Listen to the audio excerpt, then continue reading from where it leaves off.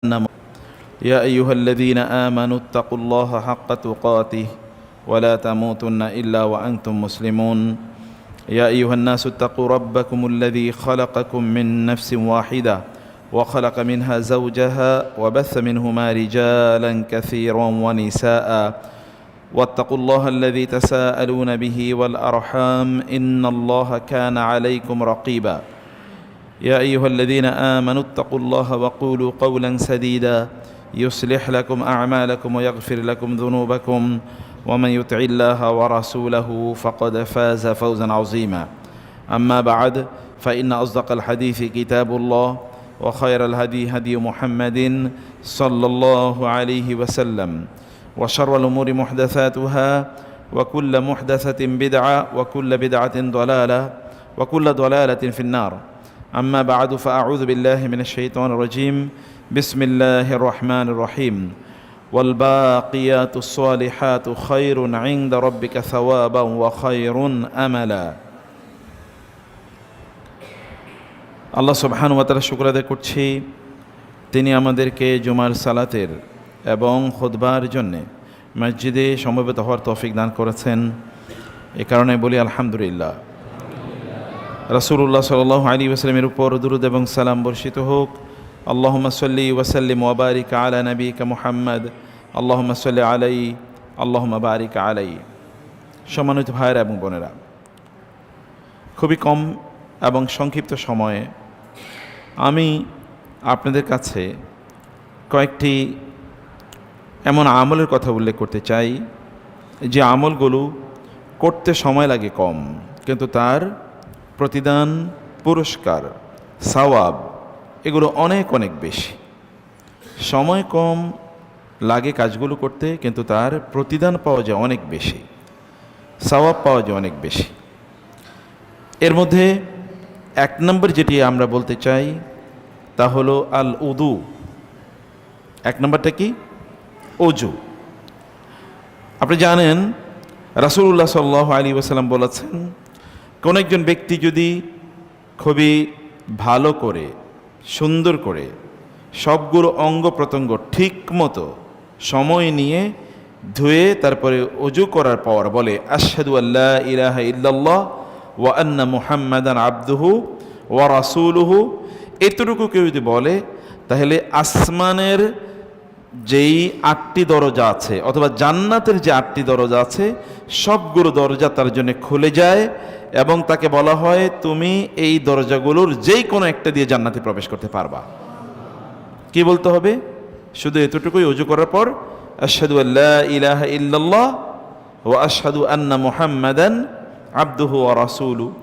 এবং আরেকটি বর্ণনায় আছে কেউ যদি এর সাথে যোগ করে এতটুকু বলে আল্লাহুম্মা জাআলনি মিনাত তাওয়াবিন ওয়া জাআলনি মিনাল মুতাতাহহিরিন, হে আল্লাহ যারা তওবা করে এবং যারা পবিত্র থাকে আপনি আমাকে তাদের একজন বানান। শুধু এতটুকু বলবে, সিম্পল, কিন্তু জান্নাতের সবগুলো দরজা তার জন্য খুলে যায়। সুবহানাল্লাহ। আমি আপনাদেরকে বলবো যে এই আমলটিকে পরিত্যাগ না করা। আমল মানে হচ্ছে যেটি আপনি বুঝে শুনে সিদ্ধান্ত নিয়ে করছেন, আপনি জানেন যে আপনি কি করছেন, সেটা হলো আমল। 2 নম্বরে যে বিষয়টি বলতে চাই তা হলো মসজিদে হেঁটে আসা।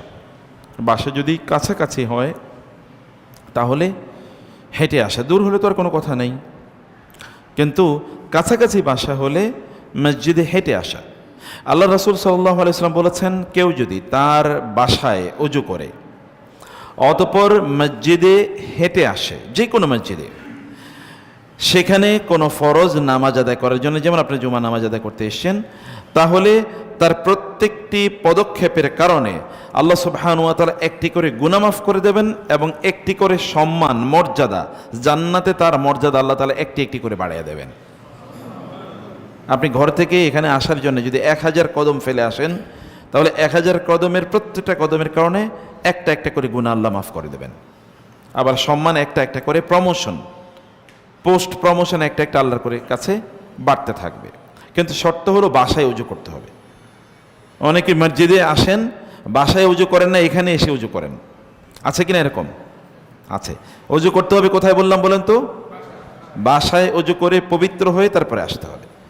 তাহলে আল্লাহ তাআলা এই কারণে তার গুনাহ মাফ করে দেবেন এবং আল্লাহ তাআলা তার সম্মান এবং মর্যাদা এভাবে আল্লাহ তাআলা বাড়িয়ে দেবেন। এবং আপনি জানেন বানু সালামা নামক একটি গোত্র, তারা মসজিদে নবী থেকে একটু দূরে বসবাস করত। যখন ইহুদিরা মসজিদে নবীর কাছাকাছি অঞ্চল থেকে চলে গেল, মানে এখান থেকে বহিষ্কার করা হলো, তখন তারা রাসূলের কাছে এসে বললেন, ইয়া রাসূলুল্লাহ, মসজিদের পাশে তো এখন বাড়িঘর করার জায়গা আছে, আমরা কি এখানে এসে বাড়িঘর বানাবো কিনা?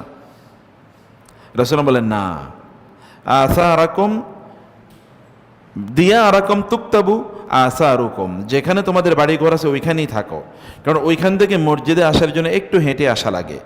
তুমি যখন হেঁটে আসবা, তোমার প্রত্যেকটা পদক্ষেপের কারণে আল্লাহ তাআলা তোমার সম্মান, মর্যাদা, সওয়াব বাড়িয়ে দেবেন। সে কারণে তোমার মসজিদের কাছে আসা থাকার দরকার নাই। এটা এই জন্যে না যে আপনি মসজিদের পাশে বাসা বানাবেন না, এই জন্যে না, বরং এই জন্যে যে আপনি মসজিদে হেঁটে আসলে অথবা মসজিদে আসলে আপনি এরকম সওয়াব বা মর্যাদা পাবেন। কারণ আমরা অনেকেই যেটি করার চেষ্টা করি তা হলো বাসায় নামাজ আদায় করা, সেটা না, মসজিদ একটু দূরে হলো মসজিদে গিয়ে সালাত আদায় করার মধ্যে এই সম্মান, এই মর্যাদা আছে। একজন মানুষ মারা যাওয়ার পরেও তার আমল নামায় সওয়াব যেতেই থাকে। এটা কখন? অথবা কোনো মানুষ ফিতনা থেকে বেঁচে থাকবে যদি সে মসজিদে বেশি বেশি যায়। ফিতনা থেকে, এই যে সমাজের যত অপকর্ম আছে এগুলো থেকে সে বেঁচে থাকবে যদি সে মসজিদে বেশি বেশি যায়। এই কারণে আল্লাহ তাআলা তাকে বাঁচিয়ে দেবেন। রাসূল সাল্লাল্লাহু আলাইহি ওয়াসাল্লাম বলেছেন, ফাযালিকুমুর রিবাতু ফাযালিকুমুর রিবাতু। অর্থাৎ আমরা আমাদের দেশের সীমান্তগুলো যেমনিভাবে পাহারা দেই সীমান্ত রক্ষী দিয়ে, সীমান্তরক্ষী বাহিনী তারা সীমান্তে পাহারা দেয়, ঠিক তেমনিভাবে আমাদের দিনদারি সীমান্তগুলোকে পাহারা দেবে মসজিদে আগমন, মসজিদে আসা, মসজিদে উপস্থিত হওয়া, এইগুলো সীমান্ত সৈন্যের মতো করে কাজ করবে। ফলে শয়তান আমাদেরকে ধোঁকা দিতে কষ্ট হবে শয়তানের। 3 নম্বরে, তাহলে জুমার দিন গোসল করে মসজিদে আসা, এটা আপনি জানেন। জুমার দিন পবিত্র ফরজ গোসল যেমনি করে, এইরকম ফরজ গোসলের মতো করে কেউ যদি জুমার দিন গোসল করে মসজিদে আসে, রাসূলুল্লাহ সাল্লাল্লাহু আলাইহি ওয়াসাল্লাম বললেন, তাইলে তার এই জুমা এবং পরবর্তী জুমা পর্যন্ত যত গুনাহ করবে আল্লাহ তাআলা সব গুনাহ মাফ করে দেবেন। করতে হবে কি? জুমার দিন তাকে ফরজ গোসলের মতো করে গোসল করতে হবে, 1 নম্বর। 2 নম্বর হচ্ছে সে বাসায় ওযু করে আসবে। 3 নম্বর হলো সে একটু তেল অথবা সুগন্ধি গায়ে মাখবে। কারণ কি জানেন? কারণ মুসলমানদের গা থেকে গন্ধ বের হতে পারে না, তার গা থেকে যদি গন্ধ বের হয় তাহলে অন্য মুসলমান কষ্ট পাবে। রাসূলুল্লাহ সাল্লাল্লাহু আলাইহি ওয়াসাল্লাম এত পরিমাণ আতর ব্যবহার করতেন, তিনি কোনো রাস্তা দিয়ে গেলে কিছুক্ষণ পরে যদি কোনো মানুষ ওই রাস্তা দিয়ে যেত তাহলে তখনও তিনি সুগন্ধি পেতেন। এখান দিয়ে রাসূলুল্লাহ সাল্লাল্লাহু আলাইহি ওয়াসাল্লাম গিয়েছিলেন, সুগন্ধি পাওয়া যেত। এ কারণে আমাদের সুগন্ধি পেতে হলে আমরা যদি আমাদের জুমার উপস্থিতির জন্য যে সওয়াব পাওয়ার কথা, সওয়াব যদি পেতে হয় তাহলে এটা করতে হবে। তবে আরেকটা শর্ত আছে, তাহলে যখন আপনি জুমার মসজিদে আসবেন তখন আপনি আসছেন পরে, কিন্তু সবাইকে বলেন এই রাস্তা ফাঁক দাও, ফাঁক করো, ফাঁক করে, এরপর আপনি এসে সামনে বসবেন, কারো ঘাড়ের উপর টপকে তারপরে আসবেন, এটি আপনি করতে পারবেন না। যেখানে আছেন সেখানে এসে বসে ইমাম সাহেবের বা খতিব সাহেবের কথাগুলো, আলোচনাগুলো মনোযোগ দিয়ে শুনতে হবে, তাহলে আল্লাহ তাআলা এই সওয়াব বা এই মর্যাদা আমাদেরকে প্রদান করবেন। চতুর্থ যে বিষয়টি তা হলো যে আজান। এর আগে আমি আপনাদেরকে বলেছিলাম আমরা তো এখন আজান দিতে চাই না, মনে করি মুয়াজ্জিন মানে হচ্ছে সবচেয়ে ছোট পোস্টের চাকরি। কিন্তু রাসূলুল্লাহ সাল্লাল্লাহু আলাইহি ওয়াসাল্লাম বলেছেন, কোন একজন ব্যক্তি তিনি যদি আজান দেন, তার আজান যতদূর পর্যন্ত পৌঁছবে, এতদূর পর্যন্ত যত গাছগাছালি আছে, যত পশু পাখি আছে, যত মানুষ আছে, এমনকি যত দেয়াল আছে, এই সব কিছু কিয়ামতের দিন এই ব্যক্তির পক্ষে আল্লাহর কাছে সাক্ষী হয়ে দাঁড়াবে। বুঝেন না এই কথা? আপনি যখন এখন আপনি বলবেন তো আমরা তো মাইকে আজান দেই, তাতে কি হয়েছে? সওয়াব তো আল্লাহ সুবহানাহু ওয়া তাআলা মাইক আর মুখের উপর নির্ভর করে না। মাইক শক্তিশালী বেশি লোকের কাছে যায়, মাইক কম শক্তিশালী কম লোকের কাছে যায়, আপনি বলতে পারেন দ্যাট ডাজন্ট ম্যাটার। আল্লাহ তাআলা আপনার অন্তরের দিকে তাকান যে আপনি কোন নিয়তে এই কাজটি করছেন।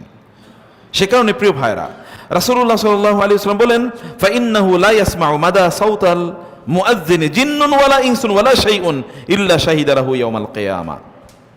তার আজানের আওয়াজ কোন জিন যদি শুনুক, কোন মানুষ শুনুক, এমনকি কোন পশু পাখি প্রাণীকুল যেই শুনুক না কেন, কিয়ামতের দিন এগুলো সব ওই ব্যক্তির পক্ষে আল্লাহর সামনে গিয়ে এই সাক্ষী দেবে, আল্লাহ এই লোকটি তোমার নামাজের জন্য, তোমার ইবাদতের জন্য মানুষকে ডেকেছিল। এরা যদি সাক্ষী দেয় তাইলে ওই ব্যক্তির আর কোনো ডর ভয় আছে? কোনো ভয় নাই। আজান এই কারণে, আপনারা যদি এমন হয় যে বাসায় আপনারা নামাজ আদায় করছেন, কোনো কারণে মসজিদে আসতে পারেন না, বাসায় আজানটা দেবেন। অন্তত আপনাদের দেয়ালগুলো সাক্ষী থাকুক যে আপনারা আজান দিয়েছেন। মাঝে মাঝে মসজিদেও আপনারা নিজেরা উদ্যোগ নেবেন যে আমি আজকের আজানটা দিতে চাই। করেন না এটা প্লিজ। আমি ছোটবেলায় যে কত আজান দিয়েছি এর কোনো হিসাব নেই। আলহামদুলিল্লাহ 5 ওয়াক্ত তো আজান দিতাম, 5 ওয়াক্ত কমপক্ষে 3 ওয়াক্ত আজান দিতাম।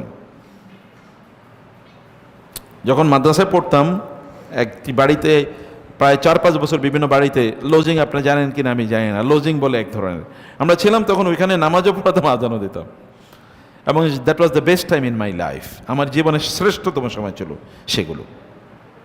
প্রিয় ভাইরা, সে কারণে আজান দেয়ার ক্ষেত্রে রাসূল সাল্লাল্লাহু আলাইহি ওয়াসাল্লাম বলেছেন, যদি আজান দেয়া হয়, আজানের মধ্যে কি মর্যাদা আছে লোকেরা যদি জানতো, তাইলে তারা প্রতিযোগিতা করত কে আজান দেয়ার সুযোগ পাবে। লটারি করতো যে ঠিক আছে লটারি করুক কে আজান দেবে, কিন্তু একজনের আমরা দিতে দেবো না, আমরাই দেবো। এখন তো মানে মুয়াজ্জিন যদি আজান না দেয় তাহলে আমাদের মেজাজ খারাপ হয়ে যায়, কিন্তু আমাদের কোনো দায়িত্ব নাই। একজনের দায়িত্ব দিয়ে দিয়েছি, তিনি করবেন, এটি আমাদের মনে হয়। আজান যখন দেয়া হয় তখন শয়তান পেছন দিয়ে বাতাস ছাড়তে ছাড়তে পালাতে থাকে। আজান দিলে শয়তান বাতাস ছাড়তে ছাড়তে পালাতে থাকে। এখন আবার বলেছে, আপনি যদি এমন হয় যে মসজিদে আসতে পারলেন না কোন লিগ্যাল শরঈ কোনো কারণে, তাহলে বাসায় যারা আছে তাদেরকে নিয়ে নামাজ পড়বেন এবং সেখানে আজানের ব্যবস্থা করবেন। আপনাদের যদি কোনো প্রতিষ্ঠান থাকে, যদি প্রতিষ্ঠানে আপনারা ধরেন এখানে অনেকেই আছে, তাদেরকে নিয়ে আপনারা জামাত করেন, তাহলে সেখানে আজানের ব্যবস্থা করবেন, তাহলে শয়তান ঢুকতে পারবে না। তখন সেখানে বারাকা থাকবে, বরকত থাকবে সেখানে ইনশাআল্লাহ। পঞ্চম যে বিষয়টি বলতে চাই, যেহেতু আমি খুব কম সময় সবগুলো জিনিস আপনাদেরকে বলতে চাচ্ছি, অ্যাগেইন আজানের ব্যাপারে রাসূলুল্লাহ সাল্লাল্লাহু আলাইহি ওয়াসাল্লাম বললেন, কেউ যদি আজান শুনে, শোনার পরে তারপরে সে বলে আল্লাহুম্মা রাব্বা হাযিহি দাওয়াতি তাম্মাতি ওয়াস সালাতিল কায়িমা আতি মুহাম্মাদানিল ওয়াসিলাতা ওয়াল ফাদিলা ওয়া বা'আসু মাকামান মাহমুদান আল্লাযী ওয়া'আতা, কেউ যদি আজান শোনার পরে এই দোয়াটি পড়ে, তাহলে কিয়ামতের দিন ওই ব্যক্তির জন্য রাসূলুল্লাহ সাল্লাল্লাহু আলাইহি ওয়াসাল্লামের সুপারিশ বাধ্যতামূলক হয়ে যায়। রাসূল সাল্লাল্লাহু আলাইহি ওয়াসাল্লাম সেই দিন এই ব্যক্তির জন্য সুপারিশ করবে। দোয়াটা আপনারা পারেন তো? পারেন না? ছোটবেলায় তো এগুলো সবাই মুখস্থ করেছে। আল্লাহুম্মা রাব্বা হাযিহি দাওয়াতি তাম্মাতি ওয়াস সালাতিল কায়িমা। যদি মুখস্থ না থাকে তাহলে শুনে শুনে মুখস্থ করবে। ফেসবুক থেকে ইউটিউব থেকে শুনে শুনে মুখস্থ করুন, মোবাইল থেকে শুনে শুনে মুখস্থ করুন। এটি আপনাদের জন্য কঠিন কোনো কাজ না। প্রিয় ভাইরা, প্রিয় বোনেরা, এগুলো ছোট ছোট কাজ, কিন্তু এই আমলগুলো আপনাকে সত্যিকার অর্থে আল্লাহওয়ালা বানিয়ে দেবে। কোরআনে আল্লাহ তাআলা বলেছেন, ওয়াল বাকিয়াতুস সালিহাতু খায়রুন ইনদা রাব্বিকা সাওয়াবান ওয়া খায়রুন আমালা। তোমরা যদি আল্লাহর কাছে ভালো কিছু চাও, তোমরা যদি চাও যে আল্লাহ তাআলা তোমাদেরকে প্রচুর পরিমাণ সওয়াব দেখ, তাহলে আল বাকিয়াতুস সালিহাতু, এমন কিছু আমল করো যেগুলো তোমার মৃত্যুর পরেও তোমার কাজে লাগবে। এমন কিছু আমল করো, এমন কিছু কাজ করো। আমরা যত কাজ করি এগুলো সবই, অথবা তার মধ্যে 99% দুনিয়ার কাজে লাগবে, আখিরাতের কাজে লাগবে, এরকম কাজের সংখ্যা আমাদের খুবই কম। অতএব এগুলো আপনারা ছোট মনে করে আপনারা এগুলোকে মিস করবেন না। এগেইন ইন্টেনশনালি নিয়ত করে বুঝে শুনে এই কাজগুলো করবেন। আমি যেই ইবাদতগুলোর কথা বলছি, ছোট ছোট করে এই ইবাদতগুলো আপনারা করার চেষ্টা করবেন। ষষ্ঠ যে বিষয়টি, সপ্তম হলো নামাজের মধ্যে আছে, তা হলো যখন ইমাম সাহেব বলে আমিন, তখন তোমরাও বলবা আমিন, কিন্তু ইমাম সাহেবের আগে না পরে। বুঝেন নাই কথা? ইমামের আগে না পরে? ইমাম যখন বলবে আমিন, তখন ইমাম সাহেব বলে ওয়ালা দলিন, আপনি বলা শুরু করেন আমিন। ইমাম এখন আমিন বলেই না, তাইলে আর কোনো কাম হইব না, তাইলে আর সওয়াব পাইবেন না। ইমাম সাহেব যখন ইদা ক্বালাল ইমামু আমিন, যখন ইমাম বলে আমিন ফাআমিনু, তখন তোমরা আমিন বরং তারে বলেন, ভাই আল্লাহ তাআলা তোমার অভাবগুলো দূর করে দেখ। কমপক্ষে এতটুকু করেন, দুআউ সাদাকাতুন, আল কালিমাতু তাইয়্যিবাতু সাদাকা। আপনি ওইভাবে দান করতে পারলেন না, কিন্তু এভাবে তো আপনি দান করতে পারেন। বিরক্ত হওয়ার প্রয়োজন নেই। এরকম একটা কিছু বলে তারপরে আমরা সেখান থেকে আমাদের সমস্যা থাকলে আমরা সেখান থেকে মুক্তি পেতে পারি। কোরআন তেলাওয়াত, রমাদানে কোরআন তেলাওয়াত শুরু করছেন কারা? হাত তোলেন তো দেখি। এবার হাত তোলা যাবে না। ইন্না লিল্লাহি ওয়া ইন্না ইলাইহি রাজিউন। আমাদের সমাজে কিন্তু এটা একটা প্রবলেম, জানেন। এবং এই কারণে আমি কোরআনের ধরছি, কোরআনকে যতভাবে কাজ করা যায় আমি কোরআন নিয়ে ধরছি। কারণ আমাদের এই সমাজগুলোতে কোরআনের চর্চা খুবই কম। বিশ্বাস করেন, যেখানেই আমি গিয়েছি, everywhere is the same scenario. সব জায়গায় একই সিনারি। এবং এই কারণে কোরআনের মাল্টি ডাইমেনশন, বিভিন্ন ধরনের ডাইমেনশন আমি কোরআনের কাজ করতেছি। ইনশাআল্লাহ দোয়া করবেন আল্লাহ তাআলা যেন আপনাদের জন্য পুরো কোরআনকে বিভিন্নভাবে উপস্থাপনের অনেকগুলো মেকানিজম, অনেকগুলো প্রোগ্রাম, অনেকগুলো কোর্স, অনেকগুলো প্ল্যান আমি তৈরি করছি। এগুলো কাজ করা শুরু করে দিয়েছি যেন এগুলো আপনারা ফ্রি অ্যাভেলেবল পান। যেমন ইউটিউবে কিন্তু আমাদের প্রচুর পরিমাণ কোরআনের উপর লেকচার আছে, শোনেন না। ইউটিউবে এমনি কোরআনের উপর প্রচুর পরিমাণ ক্লাস আছে, এগুলো শুনেন। কোরআন ছাড়া কোনো উপায় নাই। মনে করবেন কিয়ামতের দিন রাসূল সাল্লাল্লাহু আলাইহি ওয়াসাল্লাম অভিযোগ দেবে, ইয়া রাব্বি ইন্না কওমি ইত্তাখাযু হাযাল কুরআনা মাহজুরা। আল্লাহ, এই জাতি এরা কোরআন ছেড়ে দিয়েছিল, আমি তাদের পক্ষে নাই, আমি তাদের পক্ষে নাই। এরা কোরআন পরিত্যাগ করেছে, কোরআন এরা পড়ে নাই, ধরে নাই, বুঝে নাই। রাসূলুল্লাহ সাল্লাল্লাহু আলাইহি ওয়াসাল্লাম প্রতি রমাদানে জিবরিল আলাইহিস সালামের সাথে কোরআন চর্চা করতেন না? তাহলে আমরা কিসের সহিহ আকীদার লোক হইলাম? বাঁচতে হলে কোরআনের কাছে আসতে হবে। আচ্ছা, আপনি কোরআন তেলাওয়াত করতে পারেন না, কোরআন শুনতে আপনার সমস্যাটা কি? শোনার কোনো সমস্যা আছে? কানে কোনো প্রবলেম আছে? আজকে থেকে ওয়াদা করবেন, কোরআন তেলাওয়াত না করতে পারলেও প্রতিদিন এক পারা করে কোরআন তেলাওয়াত শুনবেন। ওয়াদা করা যাবে? সবাই বলে নাই। আমি কি বলেছি? প্রতিদিন এক পারা করে তেলাওয়াত শুনবেন। কি বলেছি বলেন তো? প্রতিদিন এক পারা করে তেলাওয়াত শুনবেন। সুন্দর সুন্দর তেলাওয়াত পাওয়া যায়। ইউটিউবে লিখবেন সবচেয়ে সুন্দর কোরআন তেলাওয়াত, এরপরে দেখেন আসে এরকম হাজার হাজার ভিডিও চলে আসবে। আপনি লিখবেন সৌদি আরবের অথবা লিখবেন মক্কার বাইতুল্লাহর ইমামের পুরো কোরআন তেলাওয়াত, এটা লেখেন, এরপরে দেখেন। যদি নাও লেখেন প্রয়োজনে ওইখানে ভয়েস দেন, দেখেন চলে আসবে। অতএব আজকে থেকে আমরা এক পারা করে শুনবো। কি করবো বলেন তো? এক পারা করে শুনবো। এক পারা করে শুনতে আপনার আধা ঘন্টা লাগবে সর্বোচ্চ, কিন্তু শুনবেন। তাহলে কোরআনের ভালোবাসা অন্তরে তৈরি হবে। প্রিয় ভাইরা, কোরআনের একটা বর্ণ আলিফ বলার সাথে সাথে আপনার আমল নামায় 10টা নেকি ঢুকে যাবে। আলিফ লাম মিম, আপনার আমল নামায় 30টা নেকি ঢুকে যাবে। বিসমিল্লাহির রহমানির রহিম, আপনার আমল নামায় 190টা নেকি ঢুকে যাবে। কত সিম্পল কাজ, একটা আমল। জানেন, আপনি আজকে হয়তো বা মনে করছেন একটা সওয়াব, একটা, এটা কি আর? কিয়ামতের দিন গিয়ে দেখবেন ওই একটা সওয়াবের কারণে আপনি আটকে গেছেন, অথবা ওই একটা সওয়াবের কারণে আল্লাহ বলেন যাও তোমার আমি মাফ করে দিলাম, জান্নাতে তোমাকে স্থান দিয়ে দিলাম। এগুলোকে ছোট করার, ছোট মনে করার কোনো কারণ নাই। কোনোভাবে এগুলোকে ছোট মনে করবেন না। এগেইন, কোরআন তেলাওয়াতের ব্যাপারে রাসূলুল্লাহ সাল্লাল্লাহু আলাইহি ওয়াসাল্লাম বলেছেন, আপনি পারেন না পুরো কোরআন আপনি খতম করতে পারেন না, কুল হুয়াল্লাহু কি পারেন না আপনারা? আচ্ছা, কুল হুয়াল্লাহ যারা পারেন না, এরকম কেউ আছেন নাকি? কুল হুয়াল্লাহু আহাদ প্রতিদিন কেউ যদি 3 বার কুল হুয়াল্লাহ পড়ে, তাইলে পুরো কোরআন খতমের সওয়াব পেয়ে যাবে না? কোরআনে রাসূল সাল্লাল্লাহু আলাইহি ওয়াসাল্লাম বলেছেন কুল হুয়াল্লাহ কিসের? তাআদিলু সুলুসাল কোরআন, কোরআনের 1/3। 3 বার কুল হুয়াল্লাহ পড়লে তো পুরো কোরআন পড়ার সওয়াব পেয়ে যায়। কমপক্ষে এটা করবেন, কমপক্ষে এটা করবেন। আপনারা জানেন ওই হাদিসে রাসূলুল্লাহ সাল্লাল্লাহু আলাইহি ওয়াসাল্লামের একজন সাহাবী প্রত্যেক নামাজে কুল হুয়াল্লাহ পড়ছে। রাসূলুল্লাহ সাল্লাল্লাহু আলাইহি ওয়াসাল্লাম তাকে জিজ্ঞেস করলেন, তুমি এটা কেন করছো? বলে, আমি এই সূরাটিকে খুব ভালোবাসি, কারণ এখানে আল্লাহর কথা বলা আছে। রাসূলুল্লাহ সাল্লাল্লাহু আলাইহি ওয়াসাল্লাম বললেন, কোরআনের এই সূরার প্রতি তোমার যে ভালোবাসা, এই ভালোবাসার কারণে আল্লাহ তাআলা তোমাকে জান্নাত দিয়ে দেবেন। শুধু সূরাতুল ইখলাস, কুল হুয়াল্লাহু আহাদ, 3 আয়াতের সবচেয়ে ছোট সূরার একটা। আল্লাহুস সামাদ লাম ইয়ালিদ ওয়া লাম ইউলাদ, 4 আয়াত, 4 আয়াতের একটি সূরা। কিন্তু এটা আপনাদেরকে এতটুকু আপনারা করেন। অন্য একটা সহিহ হাদিসে এসেছে, আপনারা জানেন রাসূলুল্লাহ সাল্লাল্লাহু আলাইহি ওয়াসাল্লাম বলেছেন, কেউ যদি কুল হুয়াল্লাহু আহাদ 10 বার পড়ে, তাহলে আল্লাহ তাআলা জান্নাতে তার জন্য একটা রাজপ্রাসাদ তৈরি করে ফেলেন, বাইতান ফিল জান্নাহ। প্রতিদিন আপনার পক্ষে কি প্রতিদিন একটা করে বিল্ডিং বানানো সম্ভব? পৃথিবীর এমন কোন টেকনোলজি বাইরে হয়েছে যেই টেকনোলজির কারণে প্রতিদিন একটা করে কেউ বিল্ডিং বানাতে পারবে? গোটা পৃথিবীতে এমন টেকনোলজি কোথাও তৈরি হয় নাই।